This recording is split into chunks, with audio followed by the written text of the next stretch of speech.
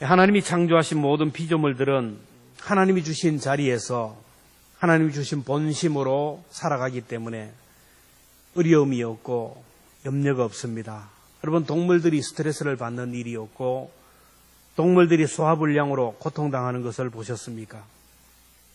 문제는 인간이 개입함으로 인하여 동물들이 스트레스를 받고 사랑한다라는 미명하에 동물들에게 고통을 준다라는 겁니다.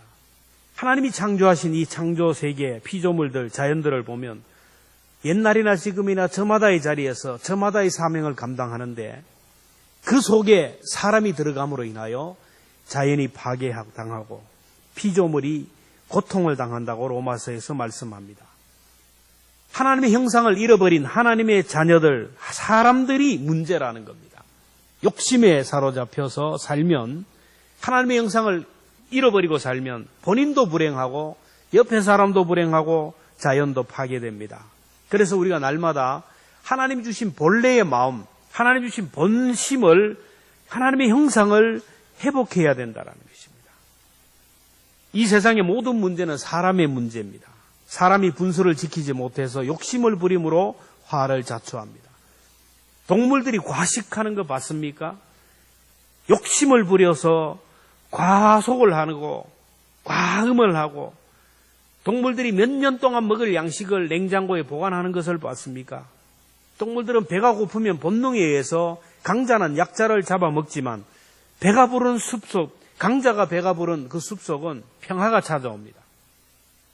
근데 유독 사람만이 배가 불러도 잡아서 냉장고에 보관을 합니다. 내일 먹을 것, 한 달 후에 먹을 것, 내년에 먹을 것까지 때려잡아서 보관하고 내가 먹고 내 자녀들과 후손들이 먹을 것까지 준비하느라고 스트레스를 받고 고생을 합니다. 욕심이 화를 부르는 겁니다. 야고보 1장 14절 말씀 보면 오직 각 사람이 시험을 받는 것은 자기 욕심에 이끌려 미혹됨이니 욕심이 잉태한 즉 죄를 낳고 죄가 장성한 즉 사망을 낳느니라. 하나님이 우리 인간을 창조하실 때 창조 본래의 모습은 하나님의 형상을 닮은 존재요, 하나님의 성품을 닮은 존재요, 하나님의 마음을 닮은 영적인 존재입니다. 창세기 2장 8절에 보면 여호와 하나님이 흙으로 사람을 지으시고 지으시고 생기를 그 코에 불어넣으시니 사람이 생명이 됐더라. 그래서 우리가 행복하기를 원하고 잘되기를 원하면 내 욕심과 본능대로 살면 안 됩니다. 하나님 주신 본래의 마음, 하나님의 형상대로 하나님의 마음에 이끌려 살아가야 됩니다. 날마다 우리가 회복해야 되는 것은 하나님을 닮은 마음, 하나님이 우리에게 주신 하나님의 형상, 성령을 회복해야 됩니다. 오늘 성령 강림 주일입니다. 하나님이 성령을 부으셔서 한 사람을 변화시키고 한 공동체를 변화시키고 성령 충만한 그 사람을 통하여 세상을 변화시키는 결국 역사의 분기점이 되는 성령 강림 사건이 일어난 주일입니다. 성령 강림 사건 이전과 이후의 제자들의 삶은 완전히 달랐습니다. 오늘 우리들도 성령 강림이라는 이 역사의 분기점이 있어야 됩니다. 성령 강림점에 분기점이 있는 성도는 여전히 없는 성도는 여전히 세상적이고 물질적이고 쾌락적이고 순간적인 것들, 이 세상의 것들을 추구하며 살아갑니다. 성령 강림전에 기점이 있는 사람은, 성령 충만을 받은 사람은 성령에 이끌려 살아가고 성령의 인도함을 받아 살기 때문에 하나님을 기쁘시게 하는 삶을 살고 하나님의 자녀답게 천국 백성답게 살아간다라는 거예요. 사람들은 얘기합니다. 나는 교회 다니니까 성령 충만하고 성령의 사람이다.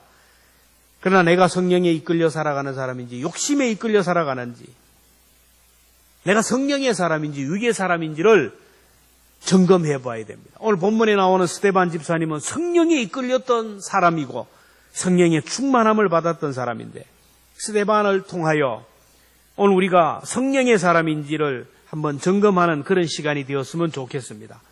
자, 성령 충만한 사람은 어떤 사람일까요? 오늘 55절 말씀을 보면 스데반이 성령 충만하여 하늘을 주목하여 이렇게 했습니다. 성령 충만한 사람은 하늘을 우러러본다라는 거예요. 우리 눈에 보이는 저 하늘이 아니라 하나님이 임재가 있는, 하나님이 역사하는 하나님의 세계를 바라보고 살아가는 사람입니다.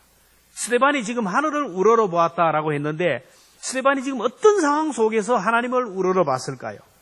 종교 지도자들이 스데반을 죽이기 위하여 살기등등하고 스데반을 죽이기 위하여 위협하는 죽음의 그림자가 시시각각으로 다가오는 그 위급한 상황 가운데 스데반이 하늘을 우러러봤어요.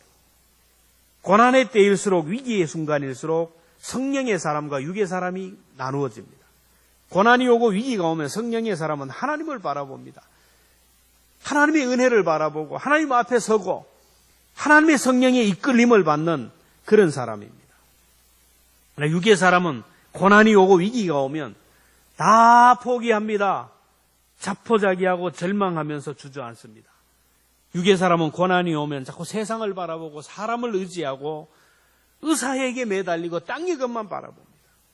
성령의 사람은 하늘을 바라봐요. 위의 것을 바라봅니다. 우리가 인간을 원어로 안드로포스라, 이 말은 위를 바라보는 존재입니다. 여러분, 동물의 세계는 보면 동물들은 다 네 발로 기어다녀요. 땅만 바라보고 살고 땅의 것들을 먹으면서 살다가 죽으면 땅으로 가면 끝나는 거예요. 새들이 창공을 나는 것 같지만 새들도 높은 하늘에서 바라보는 것은 땅에 기어다니는 먹이, 그 먹잇감을 집중하고 있어요. 사람은 위를 바라보도록 두 발로 직립하게 되고 눈도 땅과 하늘을 적당하게 쳐다볼 수 있게 만들었어요. 이 땅에 살아야 되기 때문에 이 땅의 것도 바라봅니다. 땅에 걸려 넘어지면 안 되기에, 먹고 살아야 되기에, 가족을 책임져야 되기에 땅에서 열심히 일합니다. 그러나 땅의 것이 다가 아니라는 것을 압니다. 하늘에서 내가 왔기 때문에 내가 돌아가야 할 하늘나라를 바라보고 살아가고 인간의 힘으로 할 수 없는 너무나 연약한 존재이기에 알기에 내 능력으로 안 되기에 나를 나되게 하시고 나를 온전케 하시는 하나님을 바라보며 하나님의 능력을 구하며 살아간다라는 것입니다. 우리가 하나님을 바라보고 살아가면, 하나님의 은혜를 사모하면 하나님께서 능력을 더하여 주십니다. 오늘 우리들이 일주일 동안 열심히 세상에서 일하다가 주일날 성전에 올라와서 하나님을 바라보며 예배합니다. 주일 오후에도 수요일에도 새벽에도 순간순간 우리가 하나님을 바라보지 않습니까? 식사 때마다 좋은 일이 있을 때마다 기도하는 이유는 뭡니까? 이것은 내가 한 것이 아닙니다. 이 먹을 양식이 하나님으로부터 왔사오니 하나님 감사합니다. 하나님이 하셨습니다. 감사하는 거예요. 고통스럽고 힘들고 어려운 일이 올 때도 기도하는 이유가 뭡니까? 내 힘으로 할 수 없으니 하나님 지혜를 주시고 하나님 길을 열어주시고 하나님 은혜를 주시기를 위하여 기도합니다. 우리가 하나님을 바라볼 때 우리들에게 말씀하시는 하나님의 메시지를 들을 수가 있어요. 자, 유대인들은 하나님을 섬긴다고 하면서 성전을 너무 사랑하고 제사를 누구보다 잘 드린다는 사람들인데 하나님을 바라보지 못했어요. 그래서 하나님이 사용하는 하나님의 사람들을, 선지자와 하나님의 메시지를 전하는 메시아들을 죽였습니다. 스데반이 누구에게 죽었습니까? 깡패에게, 도둑질하다 죽었습니까? 산적에게 죽었습니까? 하나님을 잘 믿는다고 하는 사람들, 종교 지도자들에게 죽음을 당했습니다. 그들이 왜 스데반 집사를 죽이고 메시아를 죽입니까? 오늘 이 시대에 교회에서 목회자들이 핍박을 당하고 고난을 당하는 이유가 뭡니까? 뭐 도둑질을 했습니까? 살인을 했습니까? 하나님의 일을 하는데 하나님을 보지 못하니까 목회자를 대적하고 핍박하는 거예요. 자, 스데반을 죽인 그 이유가 뭐냐면은 스데반의 설교가 자기들에게 찔린다고, 친다고 그래요. 54절에 보면 그들이 이 말을 듣고 마음에 찔려 그를 향하여 이를 갈거늘. 스데반의 설교를 듣고 양심이 가책이 되어서 찔리니까 그게 듣기 싫어가지고 스데반을 죽이려고 돌로 쳤습니다. 똑같은 상황과 똑같은 유형이 사도행전 2장에 나오는데 베드로가 설교를 하는데 베드로의 설교를 보면 스데반보다 더 강력하게 합니다. 너희들이 예수를 죽였다. 너희들이 죽인 예수를 하나님이 주와 그리스도가 되게 하셨다. 그때 백성들의 반응이 뭡니까? 사도행전 2장 37절에 보면 그들이 이 말을 듣고 마음에 찔려, 똑같이 마음에 찔렸어요. 베드로와 다른 사도들에게 물어 이르되 우리 형제들아 우리가 어찌할꼬 통곡을 했어요. 그러면서 회개하며 성령의 충만함을 받았어요. 똑같은 시대에 똑같은 예수님을 증거했는데 어떤 사람은 이를 갈고 돌을 들었지만 어떤 사람은 두 손 들고 회개하고 성령의 충만함을 받았어요. 베드로가 한번 설교하면 3,000명, 5,000명이 회개하고 돌아왔어요.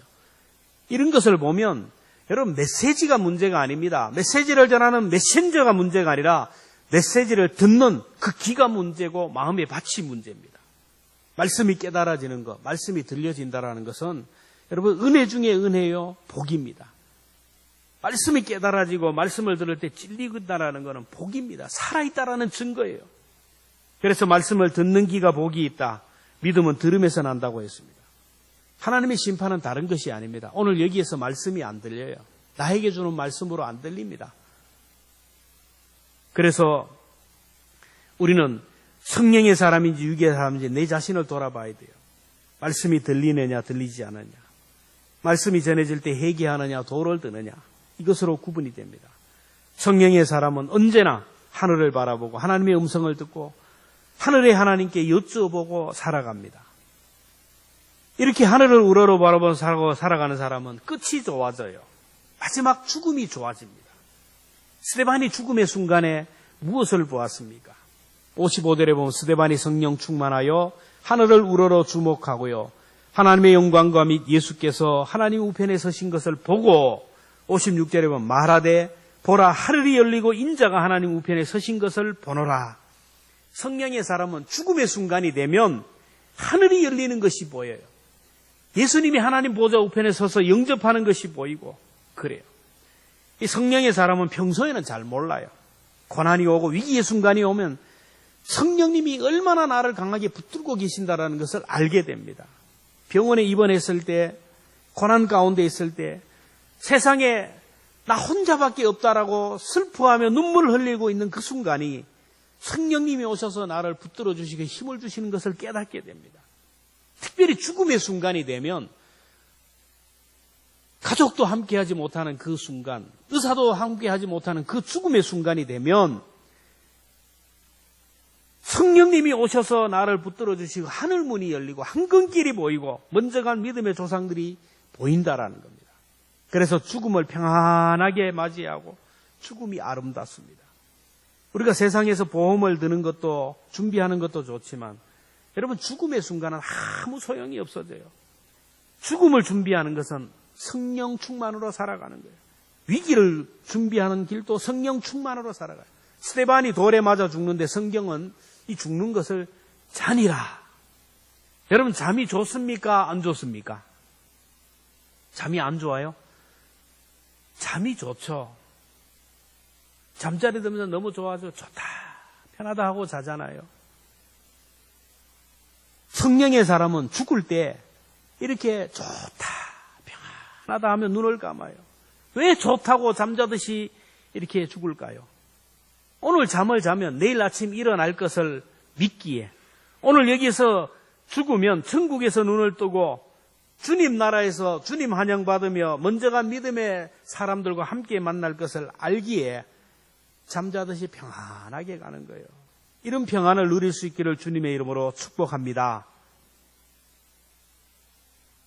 성령 충만, 성령의 사람은 또 어떤 사람인가? 오늘 사도행전 6장 15절의 말씀을 보면 공회 중에 앉은 사람들이 다 스데반을 주목하여 보니 그 얼굴이 천사의 얼굴과 같더라. 성령의 사람은 천사의 얼굴이 된다라는 거예요. 스데반이 성령 충만하자 그 얼굴이 천사처럼 되었다. 이 스데반이 한 말이 아니고 스데반 옆에서 지켜본 사람들의 말입니다. 성령 충만하면 천사의 얼굴이 되는 이유가 뭐냐면 성령님이 내 속에 오시기에 내 마음에 평안이 이루어지고 내 마음에 평안이 이루어지기에 얼굴이 펴지면서 천사의 모습을 한다라는 거예요. 연애를 하는 청춘들을 보면 감출 수가 없어요. 연애하는 애들을 보면 얼굴에 꽃이 핍니다. 싱글벙글 웃어요. 이와 같이 성령 충만한 사람은 표시가 나요. 마음이 평안이 오고 얼굴에 미소가 가득하고 외적인 변화가 일어납니다.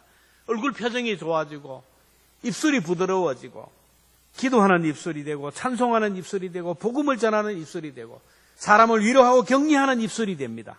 앉는 자리가 달라져요.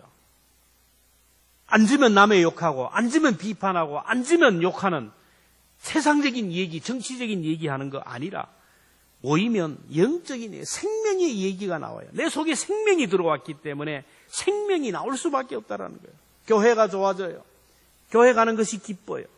성도들이 사랑스럽게 보이고 주의 종들이 사랑스럽게 보이고 그리고 점점 더 낮아집니다. 점점 더 낮아지고 겸손해지고 섬기기를 좋아해요. 무엇보다 가나 혼인잔치집에 처음보다 점점 더 나은 포도주를 내었던 것처럼 점점 더 좋아져요. 아름다워집니다. 노후가 좋아집니다. 성령 충만하면 나이가 들어도 천사의 얼굴을 하고 그래요. 그래서 치매가 걸려도 이쁜 치매가 걸린다는 거예요. 여러분 요즘 100세 시대이기 때문에 치매 장담 합니다. 이쁜 치매가 어떤 치매입니까? 웃는 치매가 있어요. 만나면 싱글벙글 웃고 허허 웃는 사람이 있어요. 예배드리는 치매도 있대요. 그래서 요양사가 가면 청소할 필요 없다고 뭐 빨리 할 필요도 없다고 내하고 성경 보고 찬송하고 기도하자고. 안 믿는 요양사는 막 하루 3일도 못 버티고 도망을 간다. 예배드리는 치매가 있더라. 칭찬하는 치매가 있대요. 칭찬해주는 치매. 평소의 모습이 얼굴을 통하여 치매가 걸리면 나타나는 거예요. 사람이 50이 넘으면 자기 얼굴에 책임을 져야 한다고 합니다. 그렇다면 여러분은 성령의 사람으로 살아갑니까? 아니면 세속적인 삶을 살아갑니까? 내가 성령의 사람인지 세속의 사람인지를 알아보기 위해서는 물어보면 돼요. 가족들에게 물어보고 이웃에게 성도들에게 물어보면 돼요. 야 정말 천사와 같다. 얼굴이 뭔가 다르다. 아이고 보면 볼수록 무섭고 찬바람이 쌩쌩 나고 그러면 회개해야 돼요. 성령 충만 그러면 방언을 하고 방방 뛰고 막 색색거리고 귀신 쫓아내고 병을 고치고 기적을 행하고 이것만을 생각하면 안 돼요. 눈을 보면 알아요. 눈을 보면 눈에 평안이 있어요. 사랑스러움이 있습니다. 얼굴이 평안이 있고 여유가 있어요. 그러나 그렇지 않는 사람들은 보면 막 기적을 행하고 하지만 눈이 무서워요. 불같고 나타나는 모습들이 표독하고 아주 독설적인 말들이 나오고 그래요. 비록 방언을 못하더라도 불로불로 하지 못해도 여러분 성령이 충만함으로 인하여 얼굴에 미소가 가득하고 그리고 입술이 부드러워지는 성령이 임한 하나님의 사람들이 되기를 주의 이름으로 축원합니다. 하나님과 함께하면 표시가 나게 돼요. 출애굽기 34장에 보면 모세가 시내산에서 하나님과 대면하고 율법을 받아 내려올 때 모세 자기는 몰랐지만 모세의 얼굴에 광채가 나는 것을 사람들이 보고 두려워했어요. 출애굽기 34장 29절 이하에 보면 모세는 자기가 여호와와 말하였으므로 말미암아 얼굴 부비에 광채가 나나 깨닫지 못하였더라. 아론과 온 이스라엘 자손이 모세를 볼 때에 모세의 얼굴 피부에 광채가 남을 보고 그에게 가까이 하기를 두려워하느니. 성령 충만함을 받은 나는 잘 모르지만 다른 사람이 보면 표시가 난다라는 겁니다. 사람들이 내 얼굴을 보고 아는 거, 변화된 모습을 알고. 그리고 성령 충만 받은 사람은 다른 사람이 볼 때 내가 변화되었지만 내가 다른 사람을 볼 때 다른 사람이 다르게 보여요. 야곱을 보십시오. 약본강가에서 형 에서를 만난데 너무너무 두렵고 떨리고 무서워서 만날 수가 없어요. 그래서 자식들 보내고 재물 보내고 종들 다 보내고 혼자 야복강가에 있다가 그 밤에 하나님을 만나고 하나님과 씨름하다가 하나님의 영으로 충만하고 나니까 하나님이 나와 함께하니까 두려움이 없어져요. 그래서 비무장 상태로 에서 앞으로 나가는데 에서를 보는 순간 그가 뭐라고 합니까?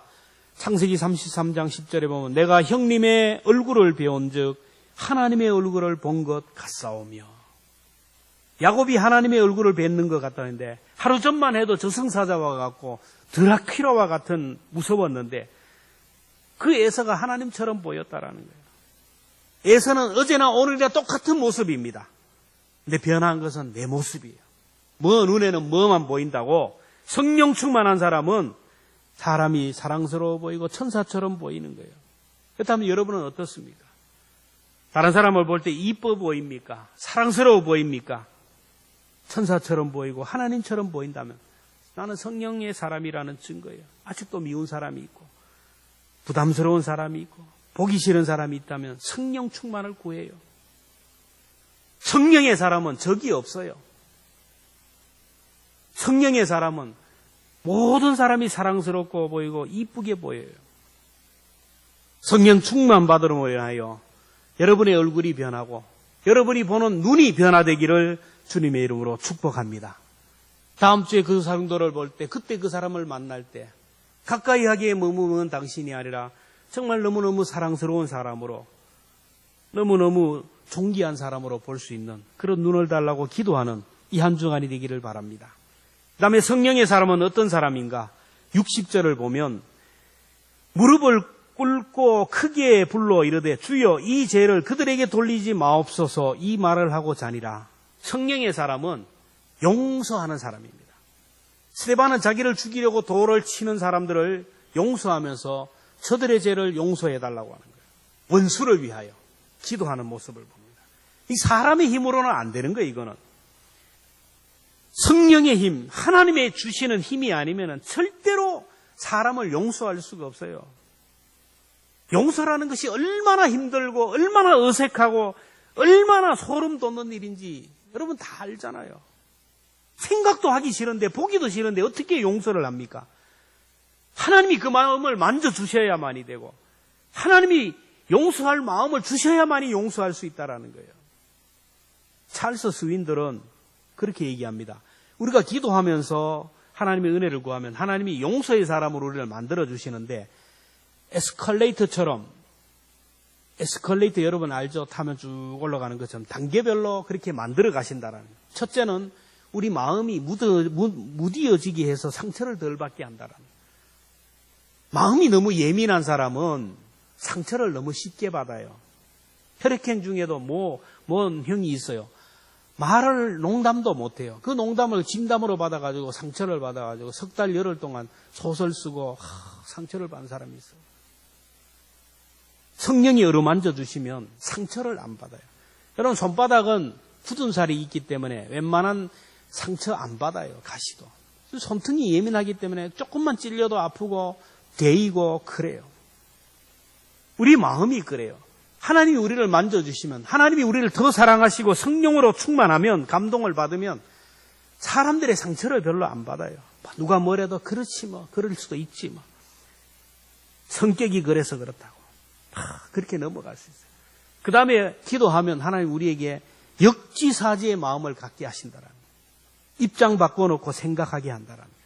성령의 감동을 받으면 그 사람이 다른 사람이 보여요. 그 사람의 입장에서 보인다라는 거예요. 그래서 그 사람을 이해하게 되고 그 사람을 위하여 기도하게 되는 거예요. 그 사람의 입장이 이해되면 상처를 덜 받고 용서할 수가 있어요. 셋째로 용서하라고 할 때 가장 이것이 적기임을 알고 하나님이 축복해 주실 이 위하여 용서하라는 것으로 알고 그 기회를 놓치지 않는다라는 거예요. 나를 축복하기 위하여 관계를 회복하기 위하여 용서하라는 거예요. 오늘도 부족한 종을 통하여 말씀을 주시는 것은 내가 아직까지 용서하지 못하는 사람, 그 사람을 용서하면 하나님이 복을 주신다라는 것을 복을 주시기 위하여 오늘도 용서하라고 주시는 말씀으로 받았으면 좋겠어요. 그리고 마지막으로는 중요한 것은 용서를 실천하는 거예요. 표현한다라는 거예요. 우리는 다 하나님 앞에 기도하면서 내가 그렇죠. 내가 용서합니다. 그렇지만 직접 당사자와는 이게 문제가 해결이 안 돼요. 그 사람을 찾아가서 내가 용서한다고 표현해야 돼요. 속으로가 아니라 입술로 구체적인 모습으로 표현해요. 허물을 덮고 끝까지 용서하고 사랑하는 마음은 여러분 어머니의 마음이 아니면 안 돼요. 집 나간 탕자가 돌아왔을 때 아버지는 이미 탕자가 나갈 때부터 이미 용서해놨어요. 뭐 젊었으니까. 언젠가는 돌아오겠지. 아마 용서하고 기다리는 거예요. 근데 형은 동생이 돌아오자마자 못마땅해서 따집니다. 왜 집을 나갔느냐? 그 많은 재산 어디에 가서 무엇을 했느냐? 염치도 없이 돌아온다고. 체면도 없냐고. 아버지에게 버르장머리 없는 저거 버릇을 좀 고쳐야 된다고. 따끔하게 벌을 줘야 된다라는. 아버지는 무조건 용서하고 허물을 덮어주고 아들을 받아줘요. 아이가 밥을 안 먹는 아이들이 있죠. 그러면 형제는 뭐라 합니까? 다른 사람은 그렇죠. 배가 불러서 그렇다고. 놔비둬라고. 언젠가는 배가 고프면 먹는다고. 버리제기가 없다고. 그렇게 합니다. 근데 엄마는 안 그래요. 할머니는 안 그래요. 밥그릇 들고 다니면서 먹으라고. 또 먹여줘요. 돈 줄 테니까 먹으라고. 용돈 줄 테니까 먹으라는 거예요. 과자 사줄 테니까 먹으라는 거예요. 이게 바로 어머니의 마음을 가진 성령의 사람이 하는 일입니다. 교회는 언제나 선생님이 필요하고 검사가 필요하고 판사가 필요한 것이 아니라 어머니의 영으로 충만한, 성령으로 충만한 성령의 사람이 필요한 것이 바로 교회인 줄로 믿습니다. 이런 사람이 많으면 사람들이 많이 몰려오고 상처받는 사람이 없어요. 모든 사람을 용납하는 그런 사람. 여러분, 사랑 중에 가장 급이 높은 사랑이 뭡니까? 에로스, 제일 핫발입니다. 핏줄 사랑, 스톨록의 핫발이에요. 아가페 사랑이에요. 어머니가 자녀를 사랑하는 그 사랑, 이 하나님의 사랑이 최고로 급이 높아요. 사랑을 급으로 치면 최고로 넓은 마음이고 급이 높은, 모든 것을 수용할 수 있고 모든 것을 가능한 거예요. 여러분, 면허도 보면 원동기 면허가 있어요.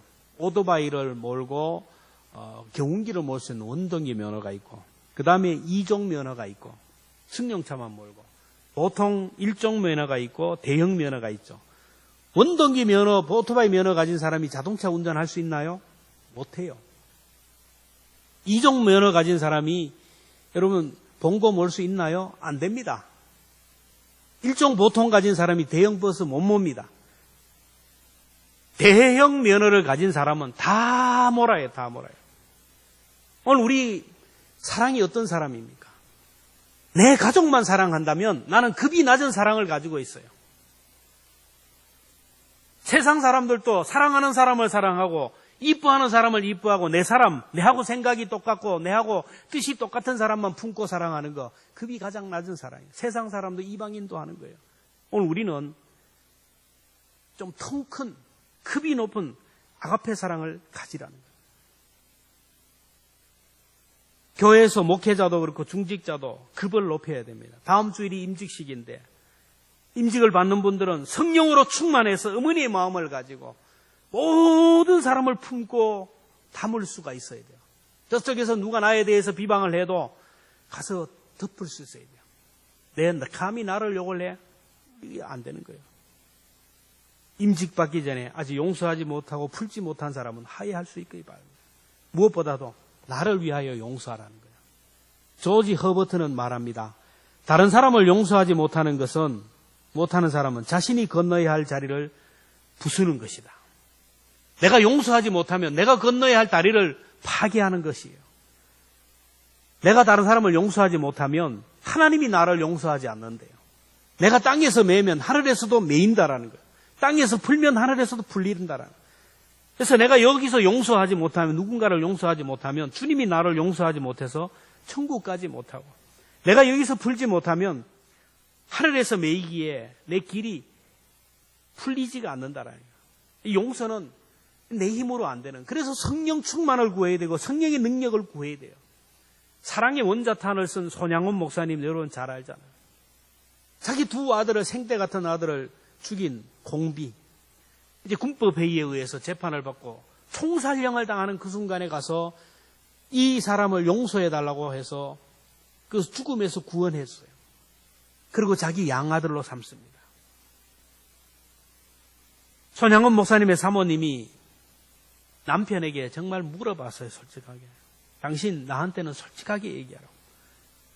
정말로 마음속에서 동인이와 동신이 우리 두 아들을 죽인 저 양아들 삼은 지금 같이 사는 그 무장공비를 정말로 사랑할 수 있냐고, 정말로 사랑이 되느냐고 물었어요. 손양원 목사님이 솔직하게 얘기합니다. 내 아들을 죽인 그 인간이 같이 식사를 하면 괴물로 보인다라는 거예요. 너무 미워지고 밥이 막 모래알처럼 넘어가지 않는다. 그래서 너무너무 괴로워서 하나님 앞에 기도한다라는 거예요. 하나님 앞에 간절히 기도할 때 어느 순간 하나님이 마음을 주시는데 그 인간이 불쌍하게 보이더라는 거예요. 그 사람의 입장에서 보이더라는 겁니다. 자도 시대를 잘못 태어나서, 북한에서 잘못 나서, 전쟁에 오고 싶어서 온 것도 아니고 공권력으로 해야 전쟁도 왔고, 상관이 시키니까 어쩔 수 없이 그렇게 죽이게 되고, 아들을 죽이고 사형을 당했으면 얼마나 좋겠지만 아들을 죽인 원수가 원수의 집에서 함상에서 먹고 마시는 것이 얼마나 괴로울까. 나도 괴롭지만 이 아이가 매일 나를 볼 때, 식사를 하는 우리를 볼 때 얼마나 고통스러울까. 자기 아들을 죽인 원수를 보는 그 사람들이 얼마나 마음이 괴로울까. 그 눈치 보면서 살아가는 것. 그 사람의 입장에서 자꾸 생각이 되더라는 거예요. 손양원 목사님은 집회를 다니면서 늘 질문받는 게 그겁니다. 정말로 용서가 됩니까? 안 됩니다. 용서가 안 됩니다. 성령 충만을 받아야 되고 하나님이 은혜를 주셔야만이 용서가 됩니다. 실제로 손양원 목사님의 양아들이 암으로 죽었잖아요. 너무너무 고통스러운 거예요. 원수의 집에서 같이 산다는 것이 얼마나 고통스러운 거예요. 그는 영적으로 풀어내지 못했던 거예요. 다윗도 보세요. 다윗이 죄가 없어요. 근데 사울은 자기를 자꾸 죽이려고 하잖아요. 피해도 따라와서 죽이려고 공권력을 동하여 죽이려고 해요. 다윗도 기름 부음을 받았어요. 그렇게 자기를 죽이려고 하면 언제 어느 순간에 죽을지 모르지만 그 사울을 죽일 수 있는 그런 상황이 될 때 자기가 죽이지 않아요. 사인 하나면 옆에 군장이 사울을 죽이면 자기가 왕으로 올라가면 돼요. 그런데도 불구하고 다윗이 사울을 용서하고 불쌍히 여기고 사랑하고 넘어간 이유가 뭡니까? 그 비결이 시편 109편 3절입니다. 미워하는 말로 사울이 미워하는 말로 나를 두르고 까닭없이 나를 공격하나이다. 나는 사랑하나 그들은 도리어 나를 대적하니 나는 또 기도할 뿐이라. 계속해서 자기를 죽이려고 하는 사울. 용서해도 또 죽이려고. 사울을 죽일 수 있는 기회가 됐는데 용서하니까 사울이 그 순간에는 고마워가지고 그래 네가 하나님의 사람이다 하고 했는데 또 돌아서면 또 죽이려고 하고 계속 그러는 거예요. 아무리 용서하고 아무리 사랑해도 끝까지 대적하고 죽이려고 하는 그 사울을 보면서 그는 뭘 합니까? 나는 기도할 뿐이라. 하나님 앞에 눈물 뿌려 기도할 때 기도하니까 사울이 이해가 되는 거예요. 백성들이 사울은 천천히요 다윗은 만만이라고 할 때 왕이 얼마나 스트레스가 되겠는가. 왕을 좋아해야 되는데 나를 너무 좋아하니까 내 인기가 왕보다 더 많이 올라가니까 사울이 얼마나 고통스러울까. 사울의 마음이 이해가 되는 거예요. 얼마나 불안할까. 얼마나 두려웠으면 불쌍히 여기는 마음으로 그를 위하여 기도하는 거예요. 다윗 속에 성령으로 하나님의 영으로 시편을 보세요. 얼마나 많은 부분이 다윗이 썼어요. 적이 원수가 환경이 너무너무 열악해서 하나님 앞에 기도할 때 저 사람 좀 죽여달라고 이 환경 변화시켜달라고 막 기도하다가 기도하는 가운데 하나님의 영이 임하니까 그의 기도가 바뀌는 거예요. 하나님 저 원수를 불쌍히 여겨주시고 은혜를 베풀어 주옵소서. 하나님이 나와 함께 하시리 감사합니다. 찬송함으로 찬양함으로 시를 마감하는 것이 얼마나 많은지 몰라요. 오늘 우리들도 그래요. 이 세상 살아가면 우리를 힘들게 하고 고통스럽게 하는 환경들이 너무 많아요. 너무너무 고통스러운 일들이 많지만은 그러나 그 가운데 하나님 앞에 기도하면 성령으로 충만하게 되면 하나님의 영의 감동이 되면 이것을 넘어설 수 있는 힘을 얻게 되고 이길 수 있는 힘을 얻게 된다라. 다윗이 변화가 되니까 다윗이 성령의 사람으로 사랑의 사람으로 변화되는 순간 사울이 역사의 현장에서 사라졌어요. 오늘 우리를 힘들게 하고 우리를 고통스럽게 한다면 하나님이 나를 만들어가는 하나의 교관으로 생각하고 기도함으로 인하여 성령의 충만함으로 인하여 하나님을 바라보고 하나님으로 인하여 내가 변화되고 하나님의 성령의 능력에 의해서 모든 것을 품을 수 있는 그런 아름다운 마음을 얻는 저와 여러분 되기를 주님의 이름으로 축복합니다. 기도하겠습니다. 하나님 아버지, 오늘 우리들에게도 성령 충만의 역사적인 분기점이 있게 하여 주시기를 원합니다. 하나님, 우리가 살아가는 세상 만만치 않습니다. 녹록지 않습니다. 여러 가지 어려움이 있습니다. 그러나 우리가 하나님 앞에 기도하면 하나님이 우리 가운데 오시고 우리에게 은혜를 주시면 이 모든 것들을 이길 줄로 믿습니다. 성령 하나님 기름 부어주셔서 승리하게 하시고 이기게 하여 주시기를 원합니다. 주님이 보내주신 성령님, 그 성령님이 오늘 우리 가정에, 우리 교회에, 우리의 삶 속에 오셔서 자유하게 하시고 모든 결박들을 끊어버리게 하여 주시고 우리 모두가 영적으로 자유하게 하시고 그 성령님을 날마다 세상에 증거하는 복된 삶을 살아가는 저희들 되게 하여 주옵소서. 예수님의 이름으로 기도하옵나이다. 아멘.